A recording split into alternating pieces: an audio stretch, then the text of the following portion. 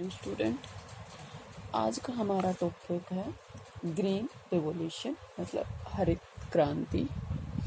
क्या है हरित क्रांति या ग्रीन रिवॉल्यूशन। ठीक है, सबसे पहले तो ये कि ये होती क्या है ग्रीन रिवॉल्यूशन, इसका मीनिंग क्या है।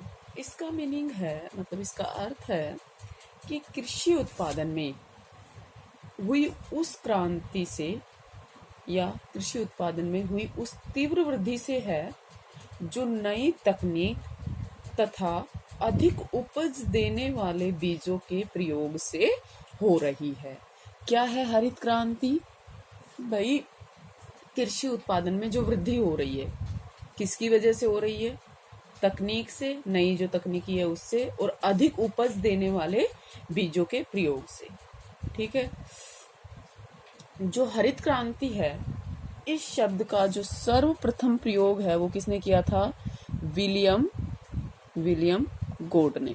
किसने किया था? विलियम गोड ने। ठीक है, कब किया? 1968 में किया था। ठीक है, किंतु हरित क्रांति के जो जन्मदाता सबसे पहले प्रयोग किया था इस वर्ड का इन्होंने, विलियम गोड ने। लेकिन जन्मदाता किसको कहा जाता है? जो कृषि वैज्ञानिक थे, क्या नाम था? Doctor Norman E Borlaug. क्या था? Doctor Norman E Borlaug. ठीक है, ये नाम था।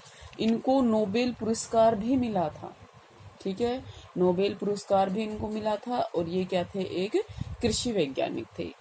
जो डॉक्टर बारलॉग थे, इन्होंने 1965 के आसपास इन्होंने क्या किया? मैक्सिको कहाँ है? नॉर्थ अमेरिका में। वहां गेहूं की जो अच्छी उपज देने वाली फसलें हैं ना, उनका विकास किया।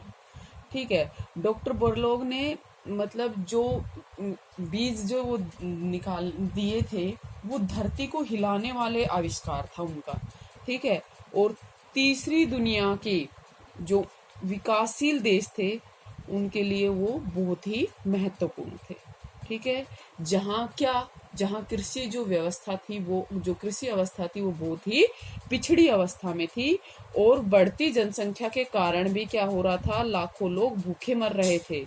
ठीक है, और तीसरी दुनिया के जो देश थे, वो हरित क्रांति के प्रयोग से क्या हुआ? वहां पर कृषि उत्पादन में वृद्धि हुई। उसके अलावा खाद्यान्न के जो उत्पादन में है, और क्रांतिकारी खाद्यान्न के उत्पादन में क्या हुई? एक क्रांतिकारी प्रगति हुई। ठीक है, तीसरी दुनिया में किसे लिया गया? इसमें तीसरी दुनिया में उन देशों को लिया गया जो बहुत ही पिछड़े हुए थे। ठीक है, जहाँ की कृषि अवस्था बहुत ही पिछड़ी अवस्था में थी। ठीक है, अब भारत में हरित क्रांति कब आई? ये तो मैक्सिको की बात हो गई। ठीक है, भारत में हरित क्रांति कब आई थी? भाई, सभी को पता होगा। भारत में हरित क्रांति आई थी 1960 के दशक में। कब आई थी? 1960 के दशक में। अब हरित क्रांति से एक चीज तो क्लियर हो गई कि इसमें क्या हुआ था? गेहूं के उत्पादन में अत्यधिक वृद्धि हुई थी। ठीक है, और फसलों के उत्पादन में भी वृद्धि हुई थी, लेकिन गेहूं पर अत्यधिक जोर दिया गया था। ठीक है, 1960 के दशक में जो भारत की जनसंख्या है वो क्या थी? तीव्र गति से बढ़ रही थी, और खाद्यान्नों की कमी होती जा रही थी। तो 1966 के पश्चात क्या हुआ? कृषि जो विकास है उसका एक कार्यक्रम बनाया। ठीक है, कृषि विकास का एक कार्यक्रम बनाया जो किस पर आधारित था? 3 तत्वों पर आधारित था। कौन कौन से? जल पर, बीज पर और उर्वरक पर।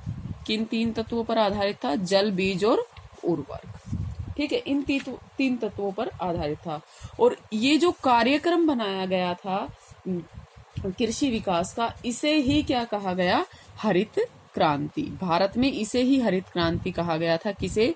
जो कृषि विकास का कार्यक्रम बना था। ठीक है, कृषि विकास का जो कार्यक्रम बना था उसे ही क्या कहा गया? हरित क्रांति।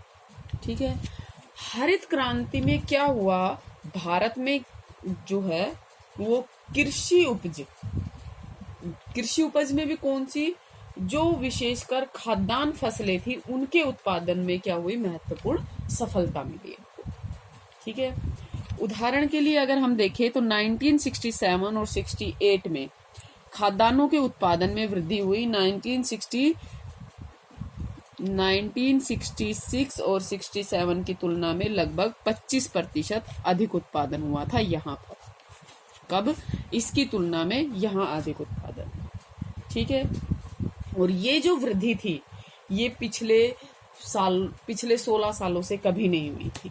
ठीक है, और इसी प्रकार जब 2002 और 3 की बात करते हैं तो उत्पादन जो है वो 1950 और 51 के मुकाबले कितना गुना अधिक था? 4 गुना अधिक था। कितने गुना? 4 गुना अधिक था। ठीक है, जबकि ये जो अवधि है, इस अवधि में खाद्यान्नों के अंतर्गत भूमि के क्षेत्रफल में, खाद्यान्नों के, अगर मान लो पहले खाद्यान्न उगाए थे 10 हेक्टेयर भूमि पर उगाते थे, तो खाद्यान्नों के जो खाद्यान्न जो उगाए जा रहे थे वो केवल उसमें वृद्धि हुई थी 1.5 गुना। ठीक है, 1.5 गुना वृद्धि हुई थी, लेकिन उत्पादन कितना गुना बढ़ा था? 4 गुना बढ़ा था। ठीक है, इसी एक हमारे वो हुए थे जेजी हार ने क्या कहा कि हरित क्रांति जो शब्द है वो 1968 में होने वाले उस आश्चर्यजनक परिवर्तन के लिए प्रयोग किया जाता है जो भारत के खाद्यान्न के उत्पादन में हुआ था और अब भी हो रहा है, अभी भी वो जारी है। ठीक है, इसमें अगर देखा जाए तो भारत में हरित क्रांति का क्या मतलब है कि कृषि के उत्पादन में बहुत अधिक वृद्धि होना।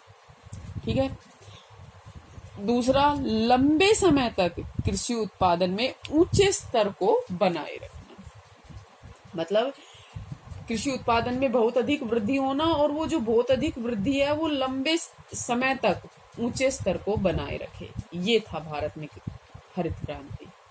अब हरित क्रांति जो लाने वाले कारक थे, हरित क्रांति की जो विशेषताएं थी वो क्या थी? फैक्टर्स क्या थे? फीचर्स क्या थे ग्रीन रिवोल्यूशन के? तो भारत में जो हरित क्रांति थी इसके लिए जो अगर कारण देखे जाए तो सबसे पहला था उन्नत बीज। क्या था? उन्नत बीज, मतलब high yielding variety of seeds. 1966 के बाद से कृषि उत्पादकता को बढ़ाने के लिए अधिक उपज देने वाले उन्नत और प्रमाणित बीजों का प्रयोग स्टार्ट किया गया। ठीक है, आरंभ में जो उन्नत बीज थे वो सिर्फ केवल 5 फसलें थी। कौन कौन सी? गेहूं, चावल, बाजरा, मक्का और ज्वार। कौन कौन सी? गेहूं, चावल, बाजरा, मक्का और ज्वार। ठीक है, शुरू में इन्हीं 5 फसलों के लिए उन्नत बीजों का प्रयोग किया गया। ठीक है, जो गेहूं है ये क्या था? इसकी जो प्रमुख उन्नत बीज थे वो कौन कौन से? सोना, क्या नाम था उनका? सोना, जीबी और 18 और कल्याण। ठीक है, ये गेहूं की किस्मों, बीज की किस्मों के नाम थे। बाजरे की कौन कौन सी थी? HV3। क्या थी? HV3। ठीक है, और मक्का की कौन सी थी? मक्का की थी गंगा 101 और रंजीत। ठीक है, ये 2 फसलें थी मक्का की।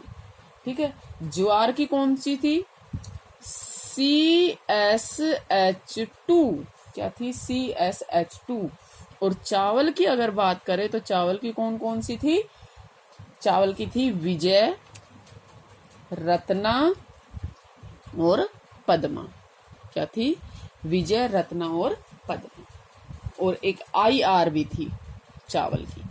ठीक है, जो डॉक्टर बर्लाग थे, ये जो डॉक्टर बर्लाग थे, इन्होंने क्या किया था, उन्नत बीजों को विकसित तो किया था, लेकिन भारतीय दशाओं के, भारत की जो जलवायविक दशाएं हैं उसके अनुकूल जो बीजों का आविष्कार किया गया था, जो विकास हुआ था भारत में, कृषि भारत में, वो किसके अकॉर्डिंग हुआ था, जो भारतीय कृषि अनुसंधान परिषद है, ICAR, भारतीय कृषि अनुसंधान परिषद, Indian council of agriculture research, इसका जो कहते हैं ना हाथ है, वो क्या है, उल्लेखनीय है।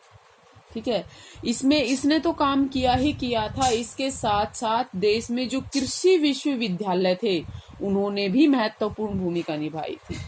ठीक है, और वर्तमान में जो उन्नत बीजों की आपूर्ति है वो केवल 4 स्रोतों से होती है। कौन कौन सी? एक तो राष्ट्रीय बीज निगम से, किससे? राष्ट्रीय बीज निगम। ठीक है, दूसरा किससे? State farm corporation of India, state farm corporation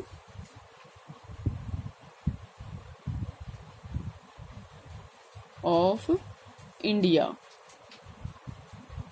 ठीक है, तीसरा तराई बीज विकास नियम, तराई बीज विकास नियम।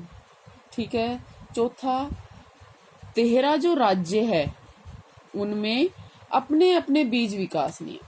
ठीक है, क्या? अपने अपने बीज विकास नियम। ठीक है, इसके बाद